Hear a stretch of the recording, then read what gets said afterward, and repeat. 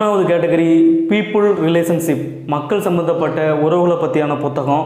இதில் நம்ம முதல்ல பார்க்க போகிற புத்தகம் how to win friends and influence people by Dale Carnegie. இதை தமிழில் நாகலட்சுமி சண்முகம் நண்பர்களை எளிதாக பெறுவதும் மக்களிடம் செல்வாக்குடன் விளங்குவதும் எப்படிங்கிற பேரில் மொழிபெயர்த்திருக்கிறாங்க. ரெண்டாவது புத்தகம் இதோட அட்வான்ஸ் வெர்ஷன் தான், how to talk to any one 92 tricks big success in relationship by Leil Lowndes.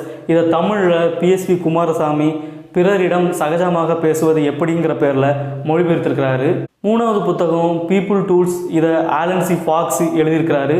இதை தமிழில் PSV குமாரசாமி மக்களை கையாளும் கலைங்கிற பேரில் மொழிபெயர்த்திருக்கிறாரு. இதில் 52 ஸ்ட்ராட்டஜி இருக்குது.